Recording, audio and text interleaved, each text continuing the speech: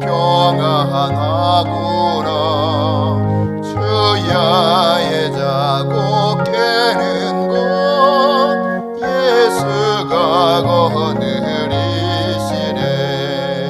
주 날 항상 돌보시고 날 친히 거느리시네. 주 날 항상 돌보시고 날 친히 거느리시네. 때때로 괴로움 당하면 때때로 기쁨 누리네. 풍파 중에 지키시고 평안히 인도하시네. 주 날 항상 돌보시고 날 친히 거느리시네. 주 날 항상 돌보시고 날 친히 거느리시네. 내 주의 손을 붙잡고 천국에 올라가겠네. 괴로우나 즐거우나 예수가 거느리시네. 주 날 항상 돌보시고 날 친히 거느리시네. 주 날 항상 돌보시고 날 친히 거느리시네. 이 세상 이별할 때에 마귀의 권세에 이기네. 천국에 가는 그 길도 예수가 거느리시네. 주 날 항상 돌보시고 날 친히 거느리시네. 주 날 항상 돌보시고 날 친히 거느리시네.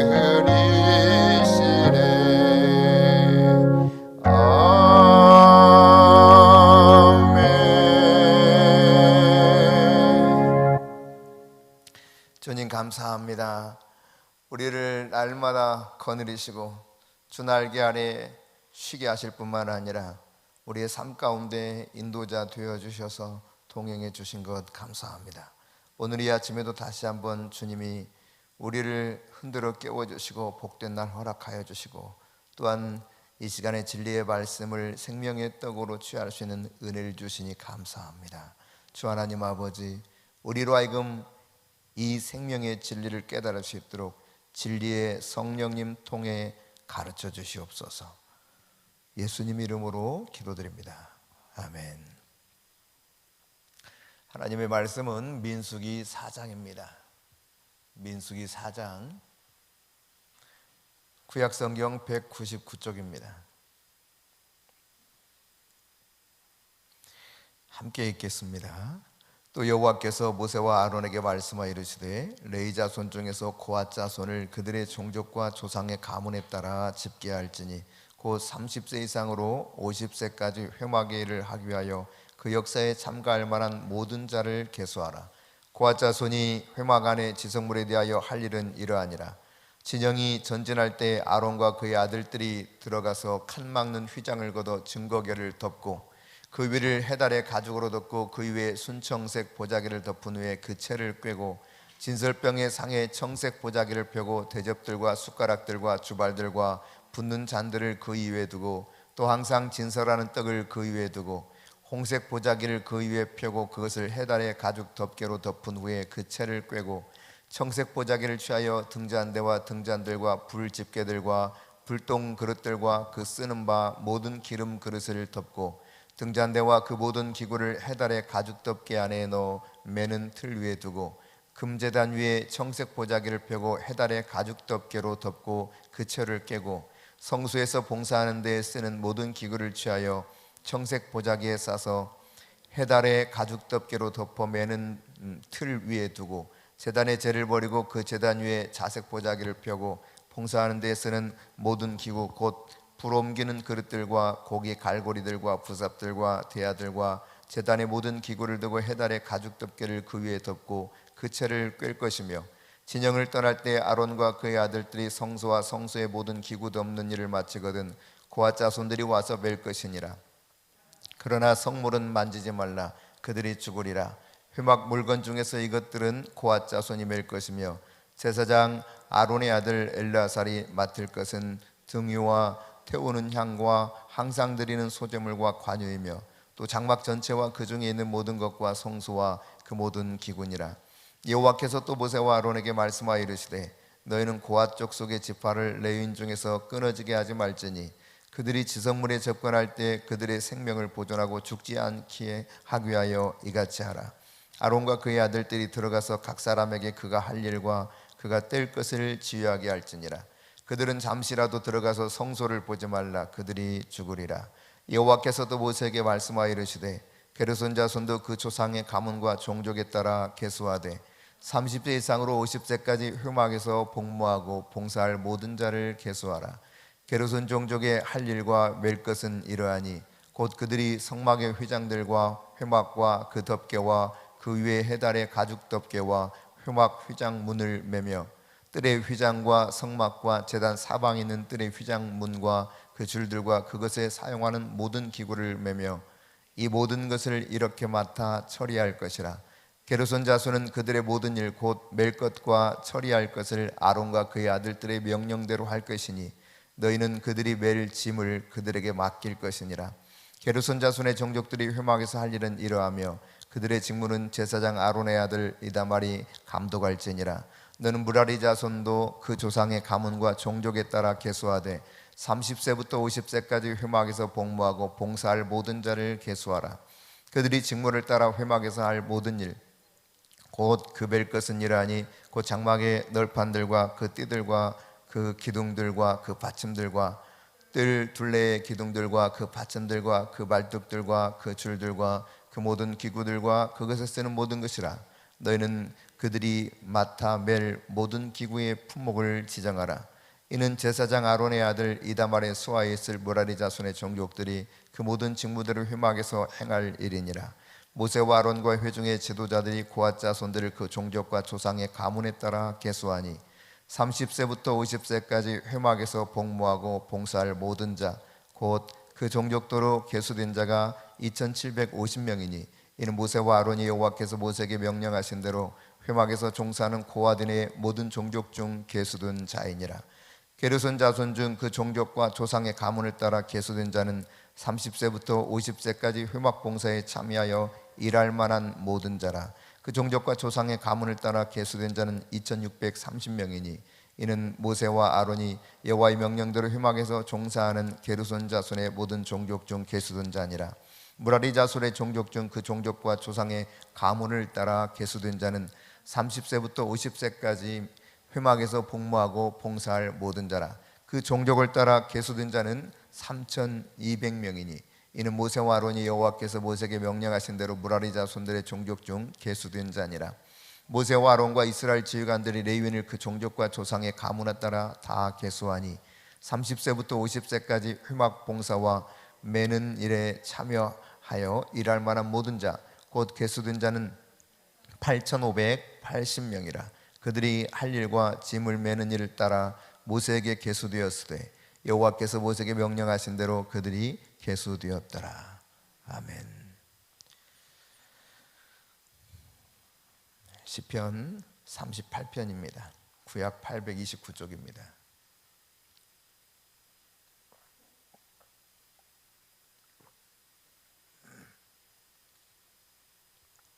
시편 38편.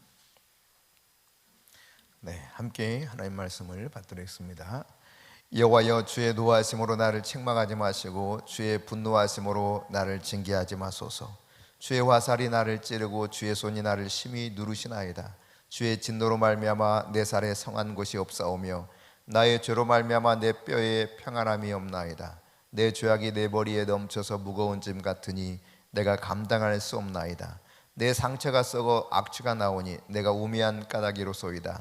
내가 아프고 심히 구부러졌으며 종일토록 슬픔 중에 다니나이다. 내 허리에 열기가 가득하고 내 살에 성한 것이 없나이다. 내가 피곤하고 심히 상하였음에 마음이 불안하여 신음하나이다. 주여, 나의 모든 소원이 주 앞에 있사오며 나의 탄식이 주 앞에 감추이지 아니하나이다. 내 심장이 뛰고 내 기력이 쇠하여 내 눈의 빛도 나를 떠났나이다. 내가 사랑하는 자와 내 친구들이 내 상처를 멀리하고 내 친척들도 멀리 섰나이다. 내 생명을 찾는 자가 올무를 놓고 나를 해하려는 자가 괴악한 일을 말하여 종일토록 음모를 꾸미오나 나는 못 듣는 자같이 듣지 아니하고 말 못하는 자같이 입을 열지 아니하오니 나는 듣지 못하는 자 같아서 내 입에는 반박할 말이 없나이다. 여호와여, 내가 주를 바라싸우니 내 주 하나님이 내게 응답하시리이다. 내가 말하기를 두렵건대 그들이 나 때문에 기뻐하며 내가 실족할 때에 나를 향하여 스스로 교만할까 하였나이다. 내가 넘어지게 되었고 나의 근심이 항상 내 앞에 있사오니 내 죄악을 아리고 내 죄를 슬퍼함이니이다. 내 원수가 활발하며 강하고 부당하게 나를 미워하는 자가 많으며 또 악으로 선을 대신하는 자들이 내가 선을 따른다는 것 때문에 나를 대적하나이다. 여호와여, 나를 버리지 마소서. 나의 하나님이여, 나를 멀리하지 마소서. 속히 나를 도우소서. 주 나의 구원이시여. 아멘. 아가서 2장입니다. 아가서 2장 구약 961쪽입니다.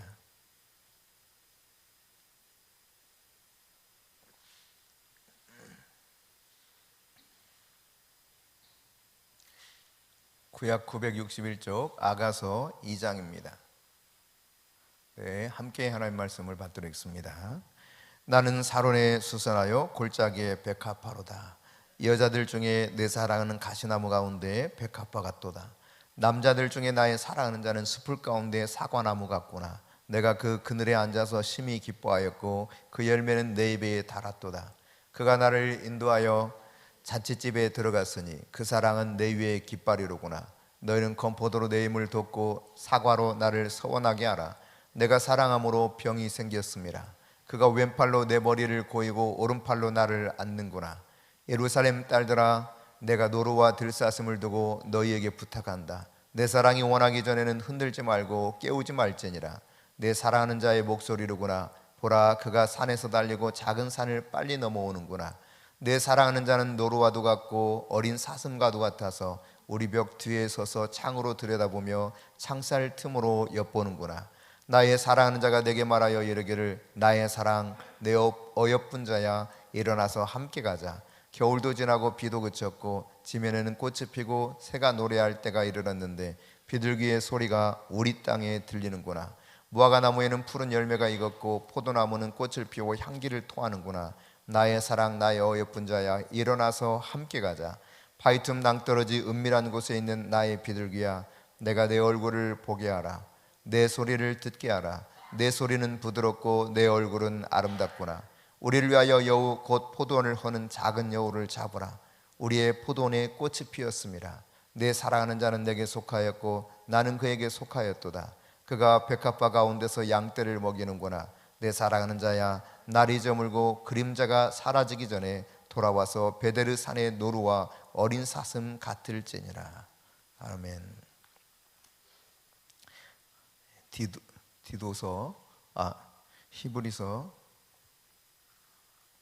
히브리서 2장입니다.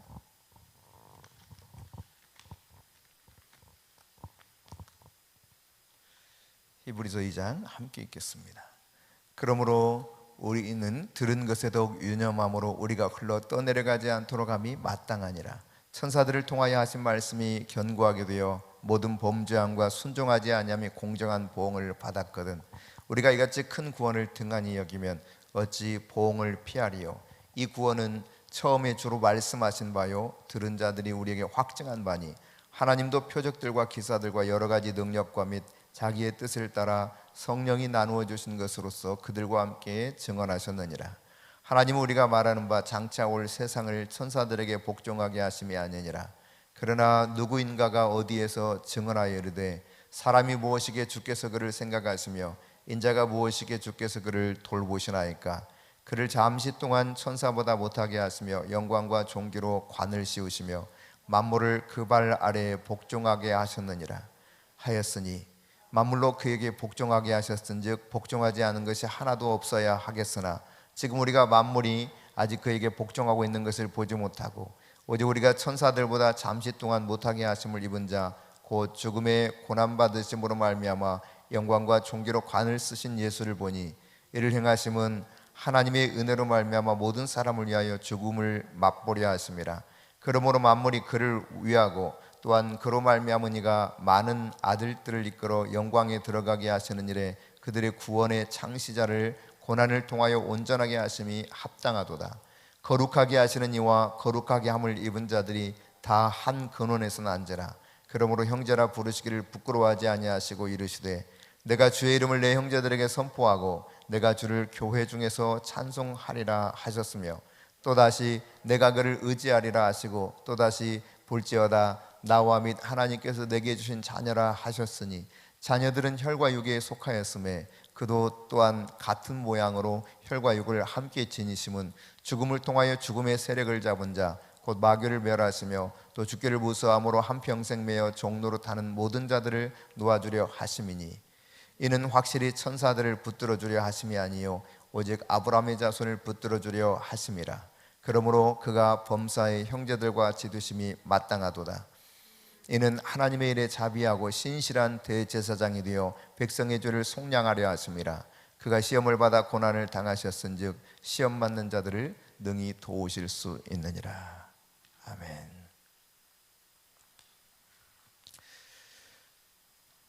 민수기 4장 말씀 함께 살펴보게 될 텐데요.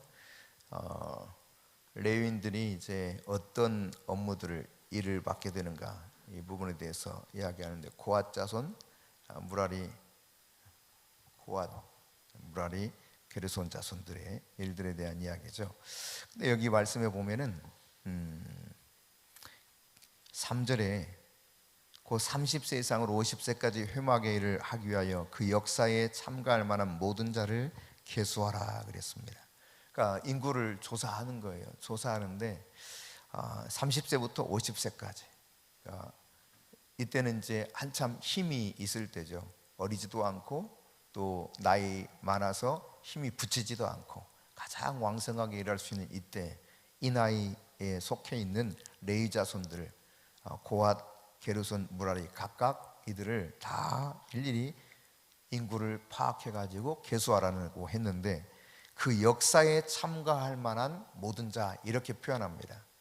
역사에 참가한다, 이 말은 차바라고 하는 단어를 쓰는데요, 본래 이 단어는 군대, 병역 이런 뜻입니다. 군대에 참여할 만한 자 이런 뜻이에요.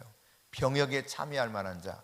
우리 이제 군인 우리 대한민국의 남자들은 일정한 나이가 되면 병역의 의무가 있죠. 그런 것처럼 고앗, 게르손, 무라리 이들의 자손 가운데 30세부터 50세까지는 병역과 같은 이런 일에 참여하도록 했는데, 오늘 본문에서는 역사에 참여한다라고 되어 있지만 원어의 뜻은 병역, 군대라고 하는 것을 참고해 봤을 때 성막에서 봉사하는 이들은 곧 하나님의 군대, 하나님의 특별한 임무를 맡은 병역의 의무를 감당하고 있는 것으로 이해할 수 있는 것이죠. 다시 말해서 성막에서 봉사하는 것은요, 결코 만만치 않은 영적인 전투와 같은 것입니다. 하나님을 섬기는 일이 그렇습니다. 우리가 하나님을 섬긴다고 했을 때 그 일이 그냥 뭐 해도 되고 안 해도 되고 이런 일도 아닐 뿐만 아니라, 이제 부름받아서 선택되어서 그 일에 하게 했다고 하는 것은 사명이죠. 근데 이 사명을 감당하는 것은 전투입니다. 전투. 영적인 전투가 우리에게 주어지는 것처럼 하나님의 성막에서 하는 일들도 마찬가지라고 하는 것을 알 수가 있어요. 근데 이제 고앗 자손, 게르손 자손, 무라리 자손 각각 이들에게 맡긴 임무가 다릅니다. 고앗 자손들은 성소의 모든 기구를 운반하는 일을 하게 했습니다. 제사장들이 성소의 기구를 다 보자기로 싸면 그것을 운반하는 일은 바로 고앗 자손들이 하게 되었습니다. 어깨에 반드시 메고 운반하게 되어 있었죠. 그런가 하면 게르손 자손들은 이 성소의 모든 휘장들과 천막, 줄 이런 것을 운반하는 책무를 맡았었고, 또 무라리 자손들은 성막의 기둥, 받침들 이와 같은 것들을 운반하는 임무를 맡았습니다. 보기에 따라서 가장 중요한 일은 어느 자손들이 맡은 일이냐, 고앗 자손들이 맡은 일이 틀림없습니다. 그러나 우리가 한편 성막의 모든 것들은 너무 중요한 일이죠. 성막에서 봉사한다고 하는 것 이 자체가 가장 중요한 일에 쓰임받는 것입니다. 어떤 일을 맡게 되었든지 간에 모두 필요하고 모두 중요하다는 사실을 우리가 생각해야 될 것입니다. 단지 부르심이 다른 거예요. 소명에 따라서 일하는 것입니다. 그 하는 일을 최선을 다해서 정확한 규례에 따라 성실하게 감당해야 되겠죠. 회막의 모든 성물들은 최선의 경외심을 가지고 정성을 다해서 운반해야만 됐습니다. 그런 측면에서 우리가 생각한다면 우리가 하나님의 이름을 과연 이렇게 겸손한 마음으로 공경하면서 경외심을 가지고 대하는가, 이 부분들을 생각해야 될 것입니다. 이 규례에 따라서 잘못하게 되면은 이게 죽음을 면치 못하게 되어 있거든요. 출애굽기 10장 28절에도 보면 부정한 인간이 거룩한 하나님을 목회하게 될 때 결국 죽음을 면치 못하는 것처럼 지성물을 운반할 때도 다 덮고 운반하고 뭐 일일이 하나하나 주님이 말씀하고 계시는데 이 말씀에서 벗어나게 되면 죽게 된단 말이죠. 그만큼 회막의 모든 성물들을 처리하게 될 때 하나님에 대한 경외심을 가지고 이것들이 운반되어야 된다고 하는 것을 우리가 생각하면 우리의 마음가짐 하나하나가 하나님을 진실로 경외하는 마음을 가지고 하나님 앞에 서야 될 것입니다. 사실상 하나님을 경외하지 않는 것은 성도에 있어서 심각한 죄라고 할 수 있을 것입니다. 그럼에도 불구하고 사람들이 대수롭지 않게 여기면서 하나님의 이름을 함부로 모독하는 삶을 살아가기도 하죠. 시편 38편은 다윗이 자신의 그 아픔, 질병의 문제를 죄와 연결하여서 회개하는 기도로 이 시를 기록하고 있는데 자신의 질병이 죄악으로부터 왔다는 사실을 다윗이 고백하지요. 모든 질병이 죄악으로부터 온 것은 아니지만 이 다윗의 질병 같은 경우는 다윗이 자신의 죄악으로부터 왔다는 사실을 고백합니다. 그래서 4절에 보면 내 죄악이 내 머리에 넘쳐서 무거운 짐 같고 도저히 감당할 수 없다, 이와 같이 말합니다. 이러한 죄에 대해서 하나님 앞에 다 알고 회개하는 가운데 하나님 앞으로 더 가기를 원하는 다윗의 그 심정이 그대로 녹아져 있는 것이 오늘 시편 38편인데 18절에 보면 내 죄악을 아리고 내 죄를 슬퍼함이니라. 하나님 앞에 우리가 죄를 낱낱이 아리게 될 때 요한일서 1장에서 우리에게 약속해 주고 있는 것처럼 우리가 자백하면 그는 미쁘시고 의로우시기 때문에 우리를 모든 불의에서 깨끗이 사해 주실 것입니다. 다윗도 그 사실을 믿고 하나님 앞에 자신의 죄악을 낱낱이 아뢰었던 것이죠.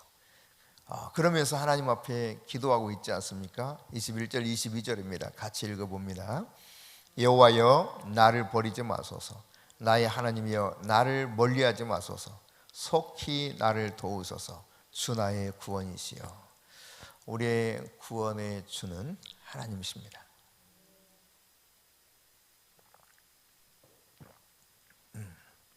아가서 2장인데요 아가서 2장에 보면 오늘 그 검은 피부를 가졌던 여인이었죠. 이 검은 피부를 가졌던 여인이 이렇게 고백합니다.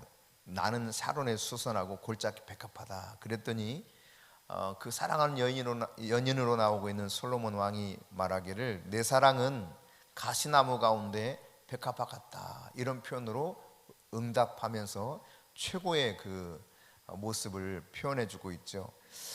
사랑이 깊어지는 모습, 이런 것을 충분히 볼 수 있는 모습입니다. 물론 어제도 말씀드렸지만 이것은 예수님과 예수님의 신부인 우리와의 관계를 상징적으로 표현하는 것이라고 볼 수 있겠다고 말씀드린 바가 있습니다.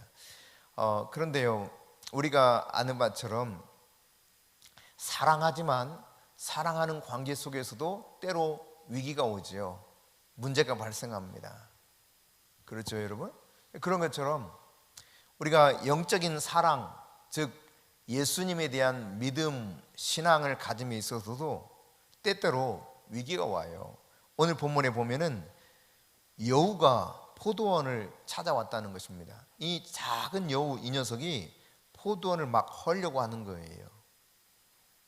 그러므로 여러분, 우리가 신앙생활 속에서 예수님과 사랑에 빠져 깊이 주님과 교제하기를 원하지만 때때로 다양하게 우리의 믿음을 갉아먹으려고 우리의 그 믿음의 어떤 기초마저도 흔들어 보려고 하는 시도들도 이 작은 여우로 표현되는 어둠의 세력들이 등장할 수 있다고 하는 사실을 염두에 두면서 우리가 이러한 부분들을 뛰어넘어 그리스도 예수를 더 사랑하는 자로 나가야 될 것입니다. 네, 히브리서 말씀을 살펴봅니다. 히브리서 2장에 보면 큰 구원에 대해서 이야기합니다. 우리가 그리스도 예수를 통해서 구원받은 것은 놀라운 것이라는 것이죠. 이런 큰 구원을 함부로 등한히 여겨서는 안 된다는 것을 이야기하는 가운데, 우리가 들은 것을 잘 생각하라, 유념하라 그랬죠. 흘러 떠내려 가지 않도록 그렇게 유념하는 것이 필요하다. 그러니까 우리가 구원받은 것에 이 너무 놀라운 큰 감격 속에서 구원을 받았는데, 구원받은 자로서 합당한 삶을 살라는 것입니다. 자칫하면 흘러 떠내려 가버릴 수 있다. 경계하면서 이 합당한 삶을 살라라고 말씀하고 있어요. 그런가 하면 구원의 창시자가 누구냐? 히브리서 기자가 분명하게 밝히고 있는 것처럼 구원의 창시자는 고난을 통해서 온전하게 하신 예수 그리스도, 그분이다라고 하는 사실을 밝히고 있죠. 이 예수 그리스도는 죄악 가운데 살아가고 있는 죄수와 같은 인간들을 십자가에 그 흘리신 보혈로 거룩하게 하셨습니다. 그런데요, 거룩하게 하시는 그 예수가 거룩함을 입은 이러한 성도들과 동일하게 성경이 말하기를 한 근원에서 났다, 뿌리가 같다는 거예요. 뿌리가. 그래서 이렇게 말하죠. 따라서 그러므로 형제라 부르기를 부끄러워하지 아니하였다. 그러니까 예수님이 여러분을 형제 자매로 부르는 데 있어서 전혀 부끄러워하지 않고 있다는 이야기입니다. 참 부끄러운 존재죠. 그런데 주님은 우리를 부끄러워하지 않아요. 왜? 십자가의 보혈로 우리를 거룩함을 입도록 은혜를 베풀어 주셨기 때문에, 죄들을 속량해 주셨기 때문에 우리가 흠없는 그분의 형제로서 전혀 부끄러움없는 존재로 설 수 있게 만들어 줬다는 사실을 그분이 아시는 거죠. 우리는 이 사실에 대해서 때로 흔들려 가지고 내가 정말 부끄러움이 없는 의로운 자로서 하나님 나라에 합당한 자인가 흔들릴지 모르지만, 그리스도 예수는 우리를 형제라 부르시기에 전혀 부끄럽지 않다고 말하고 있습니다. 예수님이 친히 말씀하신 요한복음 15장 14절에도 보면 나의 친구라고 말씀하고 있죠. 너희는 종이 아니다, 내 친구다, 이와 같이 말합니다. 그러니까 예수님의 가장 친밀한 친구요, 예수님이 형제라 부르시는 그런 사이가 예수님을 통해서 거룩함을 입은 성도요, 구원의 창시자를 통해서 구원받은 사람이라고 하는 사실을 깨달아야 될 것입니다. 오늘 6절과 7절에 보면 예수님이 어떤 분인가를 보여주고 있어요. 예수님이 누구인가? 사실 이제 여기 사람이라고 했을 때 이 사람은 1차적으로 예수님을 가리키고 있습니다. 물론 우리도 여기에 포함될 수 있습니다. 근데 이 사람이 무엇이기에 주께서 그를 생각하시며 인자가 무엇이기에 주께서 그를 돌보시나이까 라고 하는 이 시편 8편 4절 이하의 말씀을 인용하면서 이야기하는데, 그를 잠시 동안 천사보다 못하게 하시며 영광과 존귀로 관을 씌우셨다라고 표현하고 있죠. 여러분, 여기 천사라고 표현된 것은 엘로힘이라는 단어를 사용하고 있습니다. 따라서 원래 원어대로 번역하면 하나님이라는 단어로 번역을 해야 됩니다. 하나님보다 조금 못한 존재로 지금 이 세상에 육신을 입고 오셨다는 이야기예요, 예수님이. 그러니까 인간이라고 하는 존재는 하나님보다 조금 못한 존재. 왜 그러면 천사라고 번역을 했는가? 사실상 이때 이제 우리가 어제 살펴봤지만 천사는 어떤 존재라고 그랬습니까?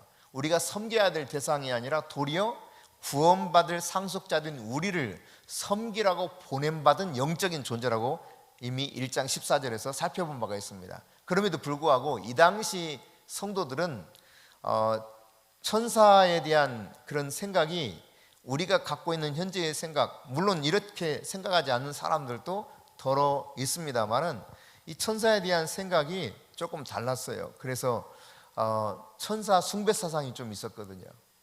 네, 천사가 어제 말씀드렸던 것처럼 하나님과 인간 사이 중보자 역할을 하는 것으로 이해하고 있었지만, 하나님과 인간 사이 중보자는 유일한 한 분이 계시는데 구원의 창시자 된 예수님이다, 이 사실을 다시 밝히고 있는 거예요.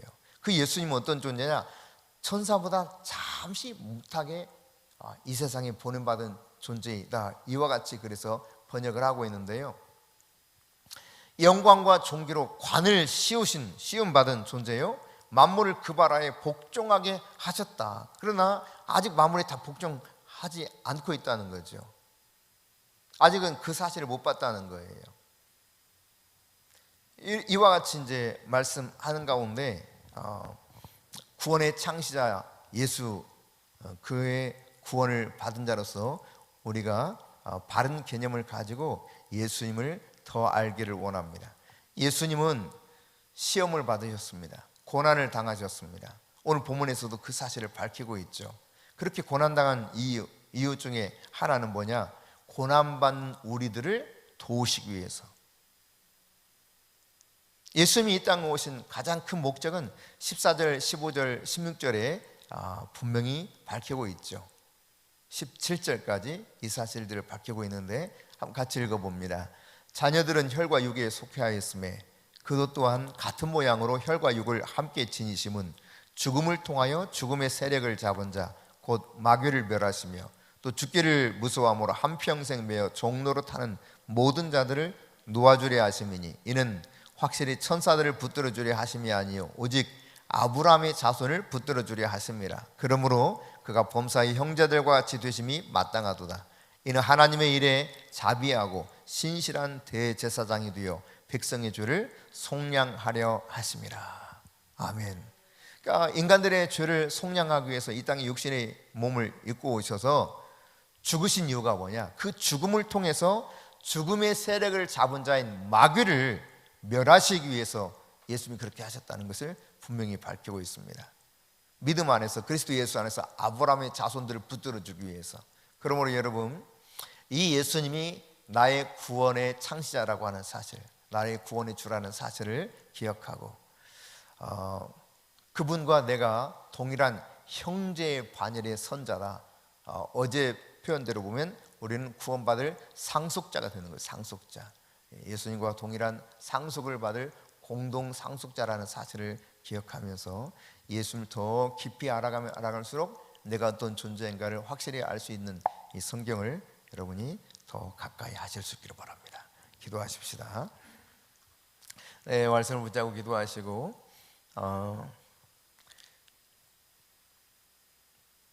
배재인 성도님 가족들 오늘 이제 마지막 장례 절차 치를 텐데 하나님께서 은혜를 베풀어 주시도록, 위로해 주시도록, 부활의 소망을 갖도록, 믿음을 가질 수 있도록 여러분 기도해 주시기 바랍니다.